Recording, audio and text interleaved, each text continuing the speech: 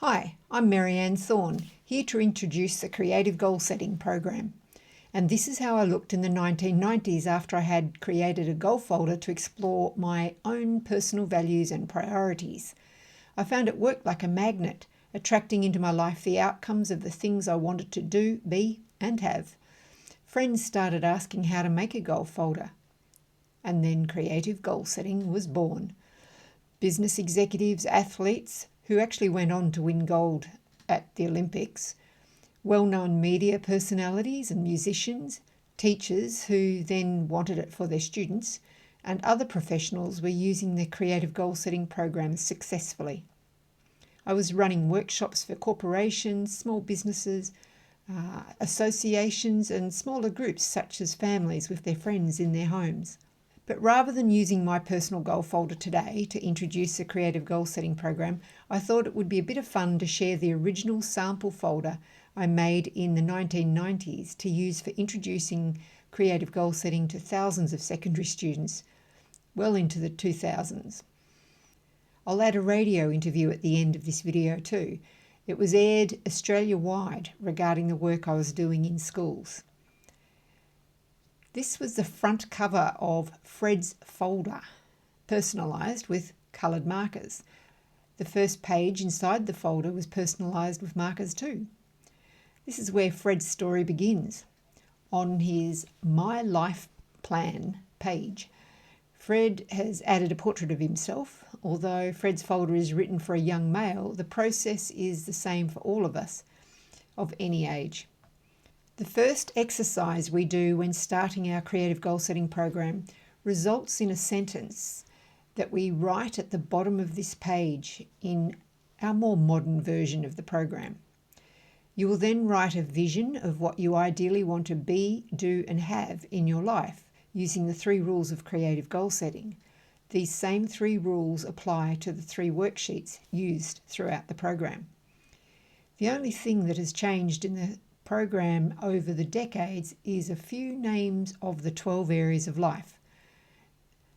This area of spirituality is now referred to as consciousness and is at the front of Fred's program after he sorted the areas into his order of importance, creating his personal philosophy about life. And the area of life called the planet is now called Earth. But I'm using this older version to share a little of the history of the Creative Goal Setting program with you. Each of the 12 areas has space for both pictures and writing. Your goal folder will look very different to Fred's, with your pictures collected more from the internet these days, rather than only magazines and brochures that Fred had available for his use. Hand-drawn pictures work just as well as photographs, maybe even better. There is at least 1 distinction sheet in each area. These are for exploring your tangible expectations. Those would be your goals, and your personal values, your feelings about your goals. You can borrow ideas written in Fred's folder to get you started if you wish. And you can use captions as long as they fit within the 3 rules of creative goal setting. When the program is open to one of the areas of life, you will only see the one area represented on each side of a double page, so at the same time. Sometimes we have to leave a blank page rather than start the next area in the same view. This is because we need to consciously focus on one area at a time, because creative goal setting uses our ability to materialize what we want with the aid of focus. The areas of life tend to cross-reference with other areas more and more over time as you define your personal values and expectations. For example, we define relationships in general in the area of relationships, including our primary loving relationship. And we refer to other specific types of relationships in areas of family, contribution, leisure, self, etc.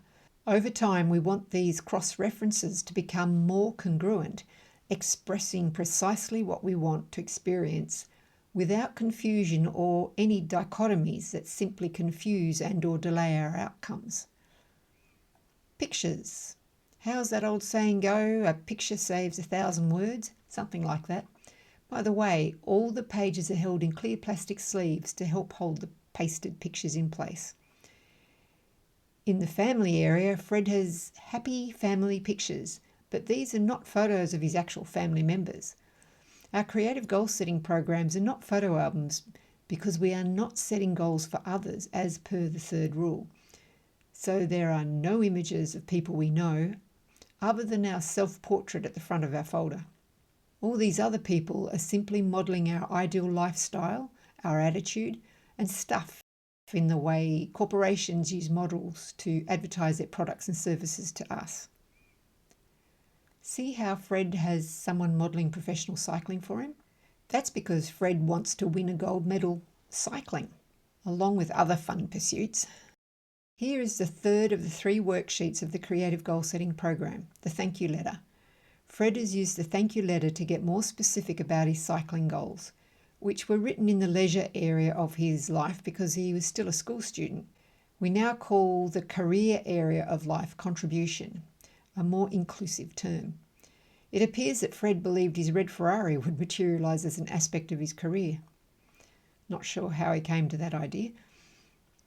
Fred has 3 distinction sheets in the contribution area, one describing what he believed as a teenager would be an ideal job, then another for study, and a third one for his ultimate career or contribution, what some people may call their vocation. Money, among other resources, goes into the resources area of life now. How you want to manage money can be expressed on a second distinction sheet in the resources area to define financial goals, like Fred has. Check out Fred's investment plan. Financial facts plus knowledge of financial trends with good policy decisions equals plenty of cash and financial assets. That's what he seems to think anyway. Meanwhile, Fred is using a thank you letter again, this time to resolve his current budgeting dilemma. So thank you letters can be used as a conflict resolution technique or for focusing on one specific goal at a time. Fred is daring to dream his dreams. Both practical and big picture daydreams are included in the Creative Goal Setting Program method. Fred is applying his personal values to his material goals. You can see here he is focusing with appreciation, which is a feeling rather than an intellectual idea or a touchable, tangible thing, including personal values and or feelings are super important to the Creative Goal Setting Program's formula. Now that we are at the end of the 12 areas of life, we have a statement that encompasses all our goals with a higher thought that includes the higher good of all concerned. The wording has slightly changed over the years. Now we say, these goals or something better are now materializing for me, for the highest good of all concerned. This statement is about not limiting ourselves to what our conscious mind can imagine, but delegates our expectations to our superconscious mind to juggle into existence, so we don't have to use our willpower to force outcomes that may not turn out to be for a higher good at all. That's it for the goal setting part. Now for the trophy room part of creative goal setting. Received goals. Creative goal setting is about creating and receiving, as compared to controlling outcomes or achieving goals through the use of willpower. We keep a list or transfer our pictures to this section of the program to highlight the power of focusing our imagination on what we perceive to be ideal outcomes. In this thank you letter, Fred was using it as a conflict resolution technique. He was dealing with his relationship with his sister and a communication breakdown with his father. It worked, and so is now stored in the Received Goals section of his goal folder.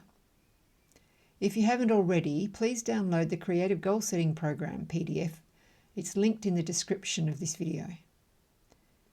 Meanwhile, please stay tuned for a short radio interview of one of the teachers involved in taking this program into schools. It includes a student and myself as well. The interview went to air Australia-wide in 1999. I just wanted to clarify what I wanted in my life, and having it in a folder made everything a lot clearer, like in the different groups. It's very clear for kids what they're doing. It taps into the right side of their brain. It's very creative. It's a lot of fun to use. It's really easy. I think that's part of it. It's so simple to do. Teacher for the course, Judy Kelly. Judy brought creative goal setting to the school 4 years ago and since then has put 240 students through the program. For me, the beauty of it is that it gives students a vision of success for their life, and it helps to change a lot of negative outlooks that they have into positives. I get the most positive responses from students who already feel good about themselves, because this is just confirmation. The students who feel quite negatively about themselves often really struggle with it because it's such an indulgent thing to do. I think they almost feel guilty and they don't know where to start. But they're often the ones that at the end you see the most progress. The brains behind creative goal setting is Marianne Thorne. Marianne says the simplicity of the folder means it can work for anyone. I actually have some psychologists as clients. They like it because they can design their life in it the way they want. It doesn't conflict with anything they're using in their therapies, etc. It's not telling people what to do, it's giving people a space to design their life in. But for Natalie, another student at Unley High, she took a bit of convincing. I was excited to start with, but I wasn't quite sure how it worked, and I thought, how could it work just writing on a paper? I asked Marianne Thorne about that kind of scepticism. There are lots of personal trainers out these days, and I see that your badge says attitude coach. Do you get that sort of scepticism about what you're doing because you're not a doctor or a trained psychologist or psychiatrist?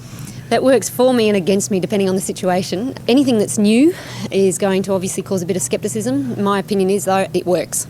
The folder is designed to be referred back to whenever you feel like updating it, so that you can keep track of your development. I asked Natalie if she still does that. When I started, I had a lot of cluttered things, and a year later, everything's worked out and it's kind of condensed down, so I don't need as much. Was there anything you didn't like about this idea? Sometimes it was tricky because you have to write in the present positive power, which is am and now. Like you might put I want, and then you've got to think about it. Oh no, I can't put that. Emphasising and developing the power of positive thinking sums up what creative goal setting is about.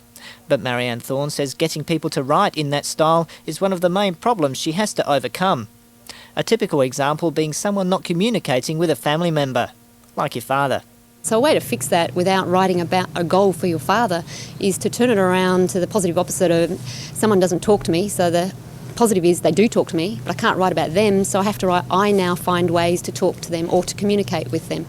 Did teacher Judy Kelly have any thoughts about who gets the most out of this program? I would say girls are definitely more into it than the guys are. But I sort of just do gently with them, support them and help them. And I find that by the end of this program, their folder's completed. They don't tend to complete it in the same detail. Like girls might write 10 things down in one column, boys might write 3. That's okay, they've still passed it as far as I'm concerned. But at the end of it, they have all grown. I actually get them to do an essay telling me all the faults of the program, all the things they've enjoyed about it. That's what I'm quizzing them on their analytical abilities, and without exception they all have many positives to say, the boys as well as the girls. They might not admit it to their peers though. So had creative goal setting met all of Elpitha's expectations? Not all of them, like some of the things that I put in at the beginning, I've still got in there. But as Marianne Thorne showed me in the demo model of the folder, people can write down any goal, no matter how unrealistic it seems. In the career section, we actually have him being an international property entrepreneur. That's a few years away from an 18-year-old, but the deal is that he'll notice things now in life that'll help him get there. His subconscious mind will flag, if you like, things that are happening around him that will help him to ask the right questions, make the right decisions to get him on track. And that was something Natalie could relate to. Last summer I was going for a job at the body shop, and I wrote that down in my careers just under part-time work, and I actually got that job, and I kept on looking at the folder every day, and after I got the job I just thought, well, wow, because I focused on it, because it was written down, it came true for me. Dare to dream your dreams. Some people balk at that. They think that they must be realistic. No, in this case we're not doing project management, we're not doing traditional goal setting, we're actually all about raising self-esteem. And daring to dream your dreams gives you a vision, it gives you a direction in which to head.